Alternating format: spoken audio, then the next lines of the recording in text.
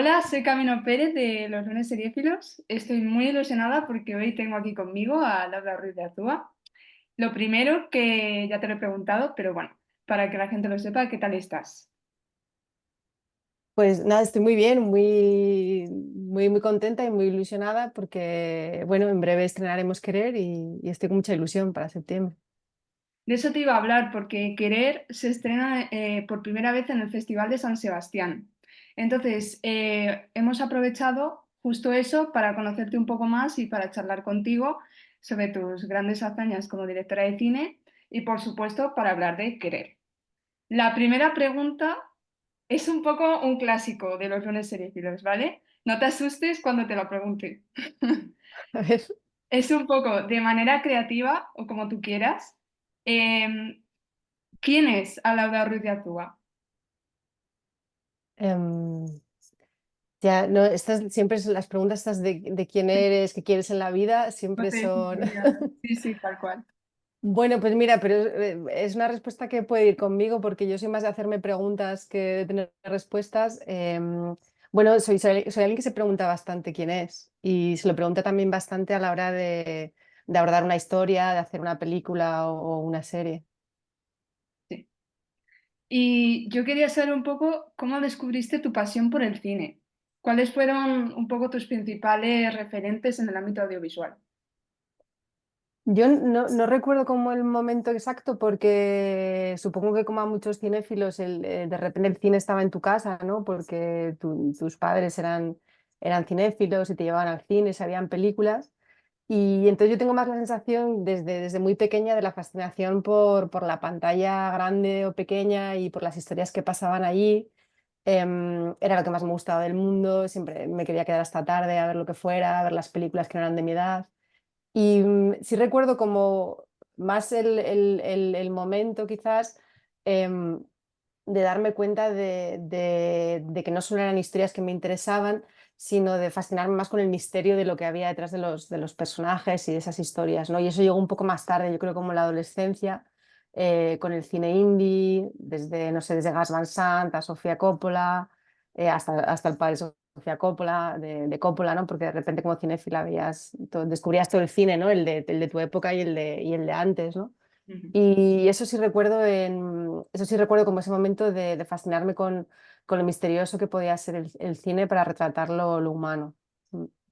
O sea, que sería un poco como que tú, como que te gustaba cuando eras pequeña, pero luego ya llegó un poco, ¿no? El momento este de adentrarte ahí y ver que realmente te encantaba, ¿no? Una cosa así.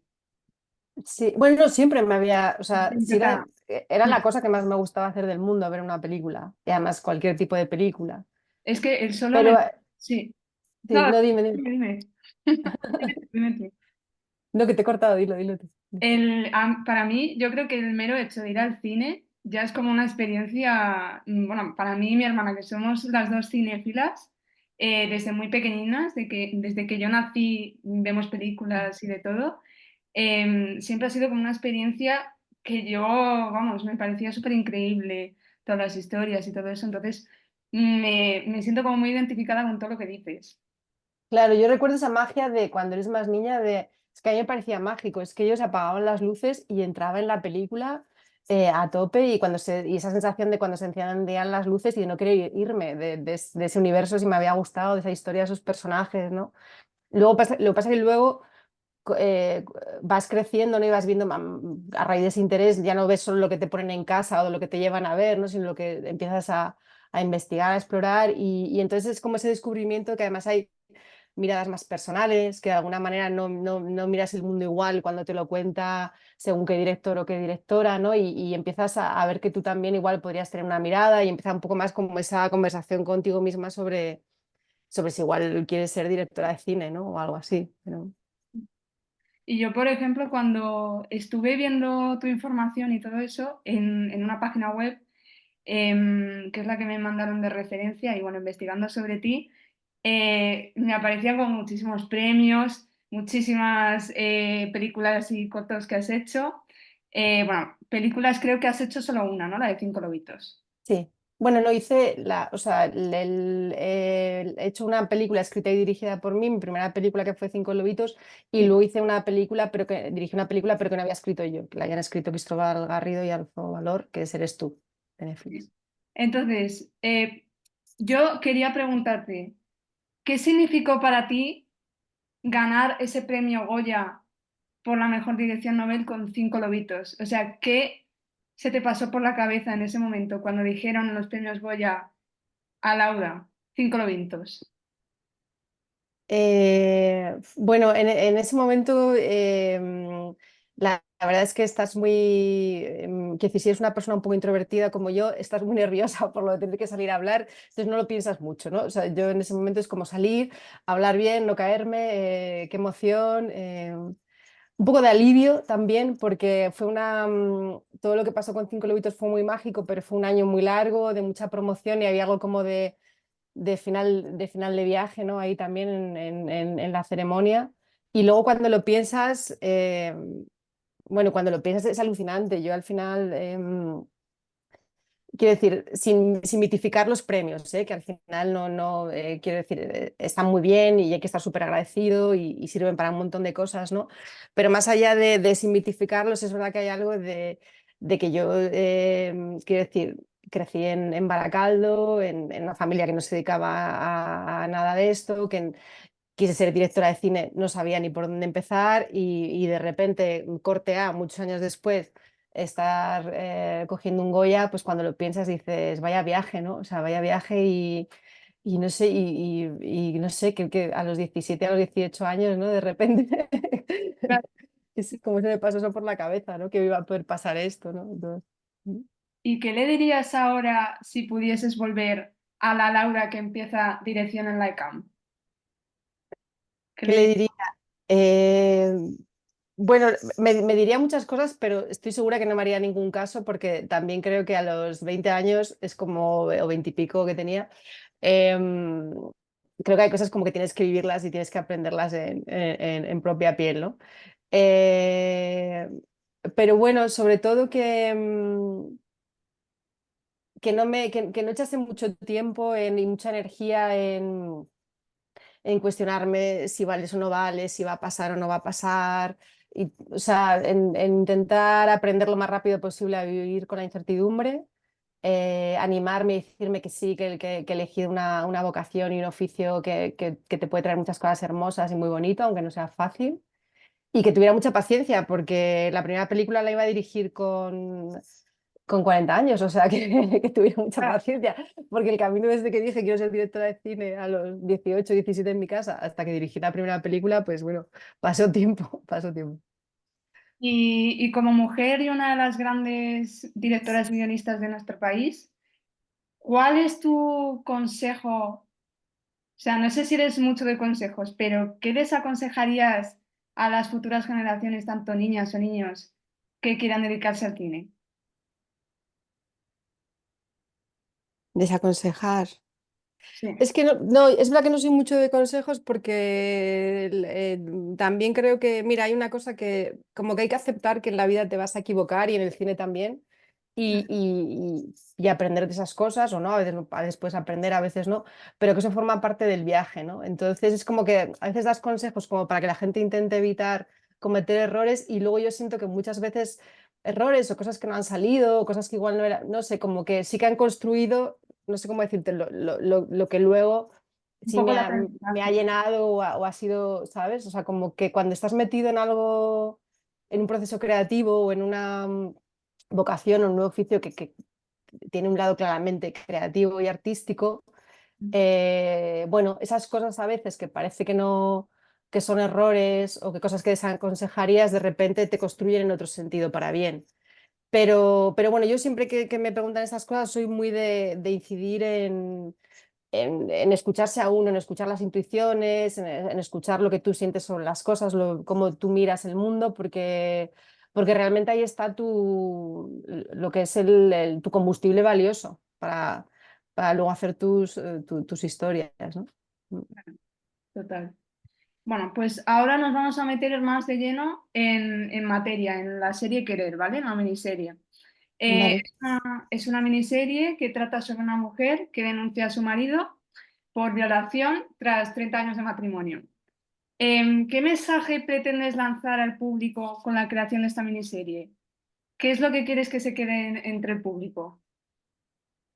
A mí me encantaría que la gente que viera Querer saliera del cine, bueno, el cine, en el Festival de San Sebastián saldrán en el cine, o si la ven en la plataforma, salgan de sus casas o en sus casas, con muchas ganas de hablar de los dilemas de los personajes, de hablar del viaje emocional de los personajes, y ojalá se atrevan a hacerlo con honestidad y bueno. Y eso sería como el mejor regalo, yo creo, para la serie. ¿Y por qué? O sea, hay como muchísimos temas como el abuso sexual, las violaciones y todo eso. ¿Por qué crees que es tan importante que salgan en la gran pantalla, en el cine, el ejemplo de una violación y de que se conozca todo eso que conlleva? Bueno, yo creo que ahora mismo, de alguna manera, estamos volviéndonos a contar o incluso contándonos cosas que no nos habíamos contado, en concreto, por ejemplo, en el tema del consentimiento de la violencia sexual. Mm. Es Y con decir, el Me Too y esas cosas, ¿no? Me imagino. sí, claro, a raíz del Me Too, a raíz de todos los movimientos feministas, a raíz de todo lo que, de casos mediáticos, bueno, de todo, ¿no? Y yo creo que eso está en la conversación social, está en la conversación que tenemos todos con nosotros mismos y que tenemos que tenemos socialmente, ¿no? Y parte de que esa conversación esté viva, yo creo que es que nos hemos dado cuenta que hay cosas que las habíamos contado solo de una determinada manera muy, muy concreta, y incluso que hay cosas que no hemos contado, que no hemos entrado a fondo a cuestionarnos, sobre todo en temas de consentimiento sexual o de violencia sexual, ¿no? Entonces, en ese sentido, yo es lo que espero, que la serie está escrita y está dirigida para proponer una conversación y un debate que sea constructivo. Pero creo que para que eso ocurra hay que atreverse a ir a sitios un poco incómodos y hay que irse a atrever a decir que igual, bueno, como hemos contado esto, las líneas que hemos puesto, que creamos muy fijas, bueno, pues igual ya no lo son tanto. Claro. Como dar un poco pie a esa conversación, ¿no? Para que dar un poco Sí, de hablar. la serie se construye con el caso de esta mujer que denuncia a su marido por violación en el matrimonio, Sí. que de hecho ahora no recuerdo exactamente la fecha, pero hasta hace no tantos años, no sé si es del 80 o por ahí, tendría que chequear el dato, Creo que sí. pero Sí. creo que no se podía, o sea, era una denuncia que no se podía hacer. Y claro, esa denuncia implica que todos los protagonistas, no solo ella y el marido, sino los hijos, se enfrentan a ese dilema de cómo juzgo esto, ¿sabes? De cómo juzgamos esto. Se ha ocurrido dentro de esa intimidad, dentro de esa pareja. Y bueno, yo espero que el espectador también haga ese viaje suyo, ¿sabes? Ese viaje y se lo pregunte también. ¿Qué harías tú si fueras el hijo de esta mujer? ¿Sabes? Claro, te pone ahí un poco en el dilema de los Mm, hijos. mm. ¿Por qué has querido contar esta historia y cómo ha sido todo el proceso de creación de Querer, desde un principio hasta el final? Porque me imagino que lleva un montón de tiempo hacer una serie así. ¿Cómo ha sido? Perdona. Es que ¿Cómo ha sido un poco el mero hecho de contar esta historia y de narrarla y por qué has querido contarla? ¿Y cuánto te ha llevado más o menos de tiempo hacer Mm, este proyecto desde la creación hasta el final? Porque me imagino que no es nada fácil hacer una serie. mm. Pues la motivación principal o el principal disparador de querer hacer la serie fue que la premisa, ¿no?, de una mujer que denuncia a su marido después de 30 años de matrimonio por violación, por violencia sexual continuada. Y era algo que, según lo escuchaba, me generaba muchísimas preguntas de difícil respuesta. Y eso como narradora es muy interesante, porque dices, no sé, hay algo como más rico en entrar en un viaje, el que no conoces el final y las respuestas, que no cuando sientes que ya tienes como todas las respuestas, ¿no? Porque también piensas que las cosas que vas a descubrir también las puedes compartir con el espectador, yo creo. Entonces planteaba muchísimos dilemas, es lo que te digo, para mí de respuestas muy complejas, de cómo se juzga eso judicialmente después de tantos años, cómo se juzga eso dentro de una familia, porque el viaje judicial al final tiene unos tiempos, los que sean, pero eso termina, pero luego esa denuncia y ese conflicto se queda en esa familia, ¿no? Cómo se posicionan los miembros de esa familia, cómo se juzga algo que es tan difícil de demostrar la mayoría de las veces, porque claro, son delitos que ocurren en la intimidad. O sea, plantea muchísimas preguntas muy, muy, muy complejas y dilemas también éticos muy, muy complejos, ¿no? Como hijo, como parte de esa familia, ¿no? ¿Qué haces? ¿No tomas partido desde el principio? ¿Puedes no tomar partido realmente? Em, ¿Tomas partido según lo que diga la sentencia? No, no lo sé, me parecía un lugar muy interesante para abordarlo. También además es un tipo de violencia sexual que creo que se ha contado menos. Se ha contado menos porque, bueno, hay algo, no sé si de tabú, pero sí de mucha incomodidad en cuanto a imaginarnos la dimensión del asunto que pueden ser, pues eso, muchísimas mujeres simplemente habiendo mantenido, o sea, habiendo cedido en mantener relaciones que no querían mantener y luego de ahí hasta a dónde puedes pasar, ¿no? Entonces, bueno, ese es el disparador, ese es un montón de preguntas súper complejas en la cabeza. Y luego nos llevó bastante tiempo porque, bueno, la parte bonita y también fundamental para mí de abordar este proyecto era la investigación. El proyecto lo escribí con Eduard Solá y con Julia de Paz. Y entonces dedicamos varios meses a investigar. Investigar significa hablar con todo tipo desde pues eso, de abogados y abogadas especialistas, de jueces, de asociaciones, de víctimas, de psicólogos, ir a juicios. Hemos ido a muchos juicios reales también, ¿no? Hemos leído sentencias. Ha sido como un poco un máster en Derecho Express a veces. La parte de investigación muy interesante, ¿no? Muy, muy interesante, alimentó mucho todo el proceso, eso fueron meses.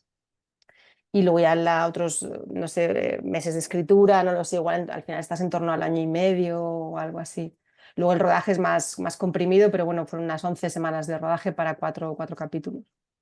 Y cómo, cuando una vez que te viene la idea, ¿cómo hiciste, cómo planteaste el guión con Edward y con Julia? Porque es lo que tú decías, que es algo como súper novedoso. Yo, por ejemplo, con 20 años que tengo, nunca, nunca, nunca había visto una serie que tratara sobre este tema o algo similar. O sea, sí que es verdad que he visto películas como la de esta que salió hace poco de unas periodistas, que no me acuerdo ahora del nombre.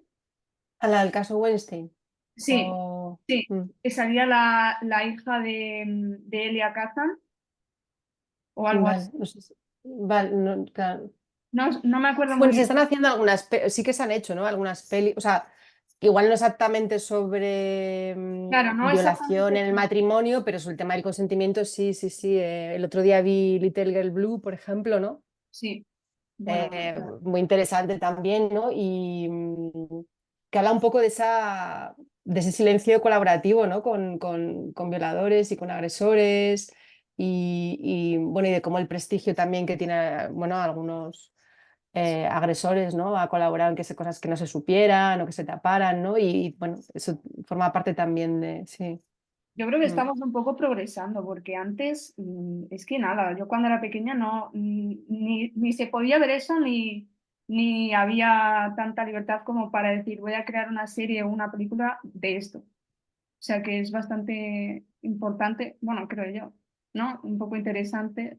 Bueno, yo creo que también refleja al final o sea, la cultura del cine. Nosotros, quiero decir, somos parte de la sociedad, somos parte del momento también, ¿no? Entonces, quieras que no, todos estamos metidos en esa gran conversación y también intentas o te puede interesar reflejarlo, hablarlo de eso. Y es lo que te decía, que yo creo que es un momento muy interesante para hablar del consentimiento, porque sí que creo que hay como una toma de conciencia de que es algo a hablar y es algo a profundizar y es algo a debatir, que no tenemos tan claro todo lo que creíamos que teníamos tan claro, ¿no? Entonces es un buen punto de partida, sí. Mm. Hay algo que me parece muy, muy, muy creativo de querer, que es que cada capítulo me llamaba muchísimo la atención que siempre empieza con una palabra que lo resume perfectamente, o querer o Mm. mentir. ¿Por qué utilizaste? estos recursos? Esto surgió a raíz del título, cuando teníamos el título, ¿no? Y había una cosa que a mí me gustaba mucho del título de Querer, y es que tiene como tiene un doble sentido, ¿no? Y tiene cierta ambigüedad, porque puede ser un querer de amar, puede ser un querer de lo que deseas o no deseas, lo que quieres o no quieres, ¿no? Y entonces pensamos que esa ambigüedad también la podíamos llevar a los títulos de los capítulos, ¿no? Entonces, bueno, es una manera de preguntarte de entrada, es un juego, es un guiño con el espectador, es un juego, pero de preguntarte de entrada qué es mentir, qué es juzgar y qué Sí. es perder, porque a veces pierdes unas cosas pero ganas otras, a veces mientes sobre unas cosas porque para que salga la verdad o para conseguir un juicio, o sea, quiero decir, bueno, ese tipo de ambigüedades. Sí. Además, creo que resumía súper bien la palabra y justo el concepto siempre el capítulo. Cada uno Sí. con su mensaje siempre.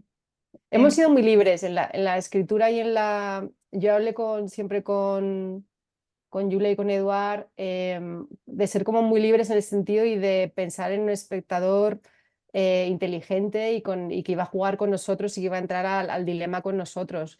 Y en ese sentido hemos hecho las elipsis que sabes, que hemos creído convenientes, hemos ido como a los momentos esenciales que nos interesaban, que nos parecía que era donde estaba el conflicto. Sí, hemos intentado tratar bien al espectador en ese sentido, decir, bueno, vamos a proponerte un viaje que te haga pensar en cada escena y que no te lo ponga muy fácil, pero que sea interesante.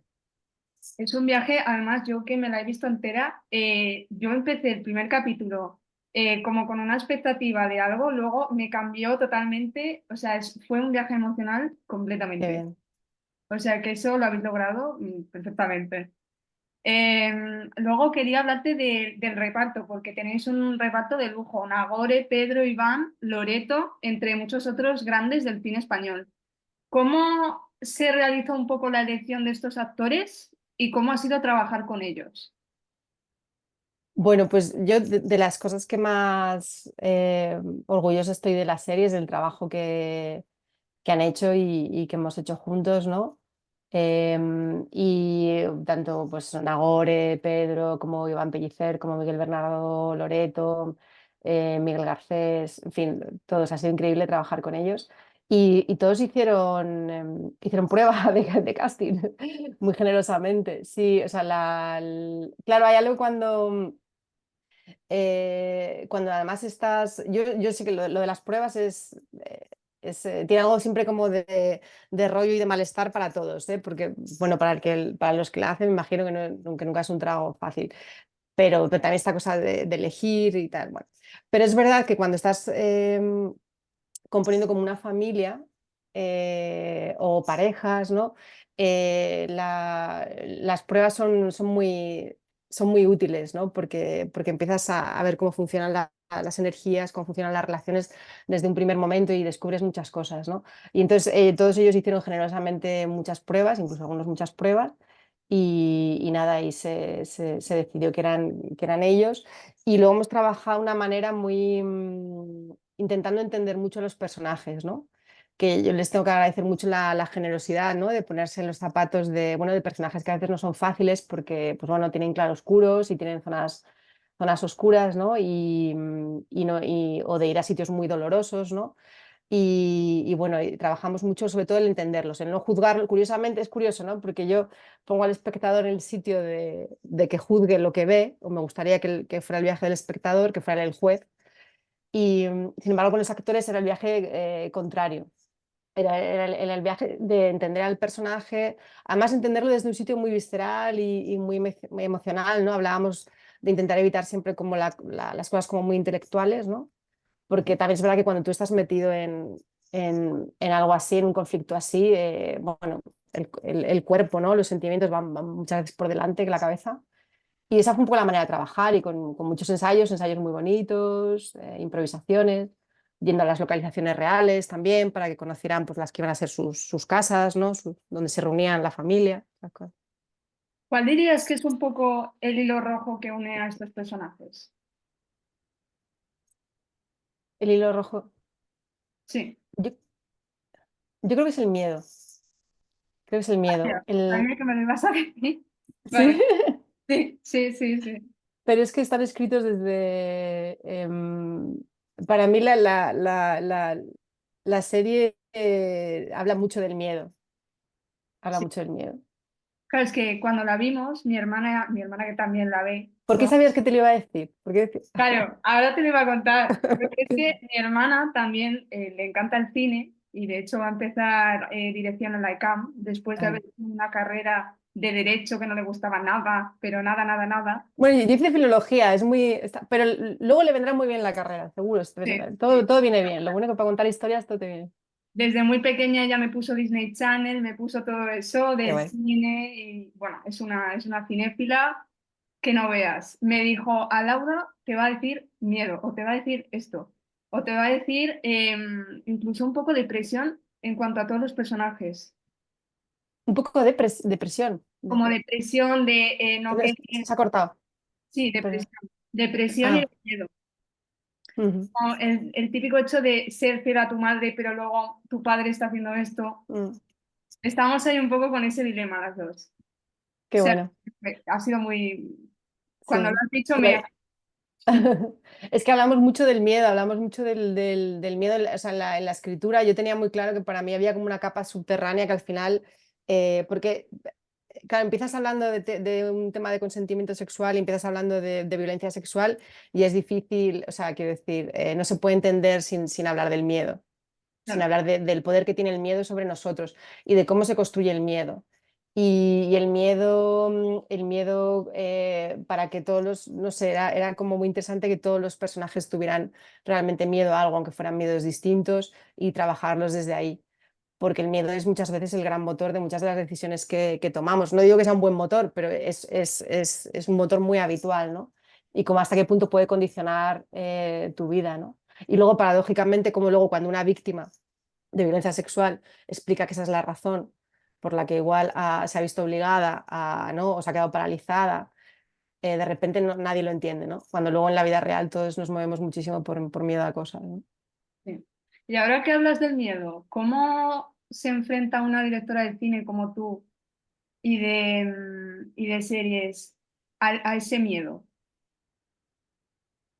Dices, pero el miedo a dirigir a la historia, el El miedo miedo que a... hay como un poquito, yo no sé si tú lo has percibido un poco, pero hay como un poquito de miedo en el mundo audiovisual, como de crear cosas. Si eres mujer, ya ni te cuento, que igual te pueden tirar para abajo la idea o cosas así. ¿Cómo te Mm. enfrentas tú, por ejemplo, al crear, querer, con el miedo de les podrá gustar o no les podrá gustar, o Mm. eso te da igual, un poco? No, no, no, no, está ahí, el miedo está, bueno, y aprendes no es el mismo miedo, no es el mismo miedo el que tenía en Cinco Lobitos que el que tengo ahora, aprendes a reconocerlo, ¿no? También, yo no sé, creo que ya empiezo a entender también, al final, siempre cuando estás en medio de un proceso creativo, artístico, creando algo, hay un miedo natural al rechazo. Entonces, eso va con el viaje, ¿no? Va con el viaje. Yo encuentro la manera de no de superarlo, para mí tiene que ver con precisamente con la emoción que me genera el proyecto, sí, la pasión que me genera el proyecto, el interés que me genera el proyecto, ¿no? Como que hay algo en lo que en lo positivo pueda más que ese miedo, ¿sabes? Y, y- y con querer yo sí tenía esa sensación muy desde el primer momento que había algo muy valioso ahí por explorar, la verdad. Que era una serie que yo vería como espectadora, ¿no? Entonces, sí, y entonces eso puede con el miedo porque hace que merezca el riesgo, ¿no? Y está ahí. ¿Y se te ha pasado por la cabeza en algún momento cambiar algo en el último minuto en esta serie o pensar quizá esto lo tendría que haber quitado o quizá esto no va aquí? Claro, pero yo hago esto todo el rato porque yo reescribo o sea, yo reescribo en rodaje escenas, Sí, luego reescribo en montaje porque para mí esto ya empecé a hacerlo en Cinco Lobitos y para mí sí fue un cambio como entender, no todo el mundo lo entenderá así, ¿no? Pero yo sí que creo que es un proceso que está vivo, que está abierto y que tienes que ir escuchándote y leyéndote según lo que va pasando, ¿no? O sea, no puedes tener como una foto fija en tu cabeza que quieres calcar y replicar, luego la vida, el rodaje va por otro lado. Y aparte también pasan otras cosas a veces y pasan cosas como interesantes y está bien haber escrito o haber probado lo otro porque eso te lleva a entender que esto igual es más interesante. Entonces yo lo vivo como algo súper vivo y eso lo vivo, eso sí que lo vivo sin ningún miedo, como que tengo mucha fe en que es la manera de hacer las cosas. Entonces reescribo escenas, o sea, hasta en el rodaje cambio frases.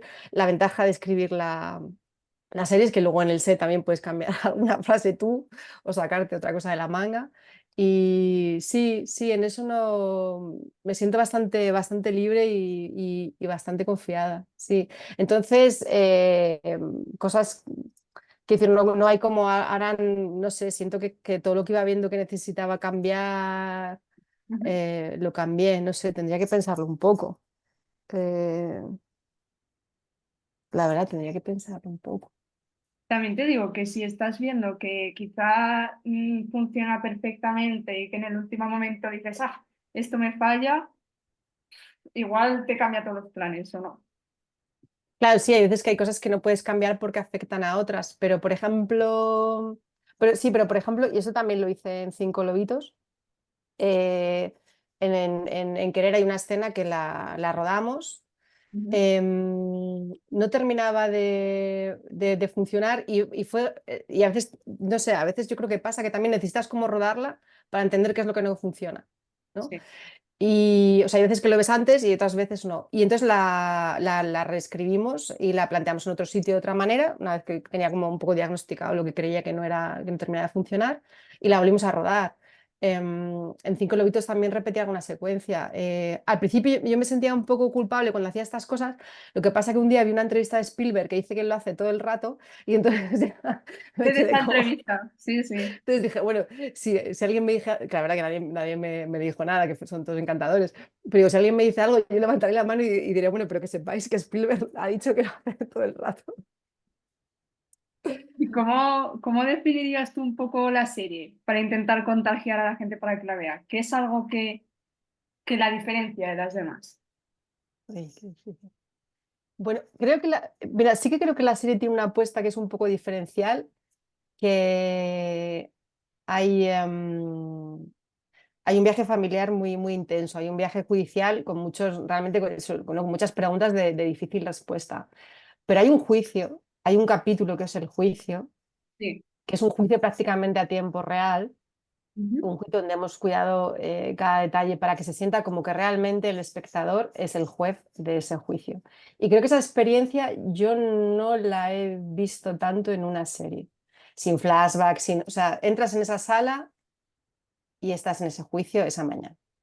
Esa experiencia me parece que merece la pena, que puede ser interesante y Te lo iba a diferencial. decir, te lo iba a decir. Yo creo que ese tipo de capítulos que un poco recreáis, un poco, pues eso, toda la sala de donde está el juez y demás, donde, pues eso, eh, es muy complicado. Yo no lo he visto ni en series americanas, ni en nada. Aquí en España Bueno, yo creo que yo nada. también, o sea, quiero decir, si hay películas que han jugado mucho con el juicio, pero es verdad que esta es una apuesta un poco radical en el sentido de estás en la sala y estás en la sala y todo ocurre Sí, con los protocolos y con los órdenes y con las rutinas de un juicio real sí. en España, ¿sabes? Yo- Y me parece que es muy interesante porque te coloca sin más explicación, bueno, eso eres tú el juez, eres tú el que ocupa el papel del juez. Esa es la idea también formal del episodio. Mm. Eso era lo que te iba a decir, que se logra un montón como ese punto de vista o esa perspectiva de meterte tú y de ser tú un poco el juez de qué es lo que va a pasar. O sea, me parece increíble. Mm. Para acabar, ¿qué le depara el futuro a Laura? Y como directora, ¿cuál sería tu mayor sueño que tú quisieras lograr? Eh, ¿Qué me depara el futuro? Bueno, yo no soy muy de pensar en el futuro a largo plazo, pero sí sé a medio plazo. Sí, Tengo otro proyecto que se llama Los Domingos, que sería la segunda película que escribiría y dirigiría, o sea, está escrita, si todo va bien la sí, dirigiré próximamente. sí. Y eso es como lo que tengo ahora, como así mirándome en el futuro. Eh, no pienso mucho más allá de eso, la verdad. No, tampoco me gusta, estoy muy ilusionada con el proyecto y estoy en eso, volcando las energías en eso. ¿Y qué me depara el futuro? ¿Me has dicho? ¿O qué? Y ¿Cómo como era? directora, ¿cuál sería tu mayor sueño? Mi mayor sueño. Algo que quisieras tú lograr, yo que sé, un sueño que quizás tienes desde pequeña o algo así. Bueno, es que el sueño era hacer cine, la verdad. Y ya lo has logrado, ya. O sea, como sueño, quiero decir, porque luego la palabra sueño es como muy grande, ¿no? Pero sí recuerdo esa sensación de tener un sueño de los 17, de los 18, de los 20, sueño porque parecía muy difícil también, ¿no? Entonces le pones como esa categoría de cosa milagrosa que ojalá pase un día. Y el sueño era poder hacer cine, estar en el mundo haciendo cine.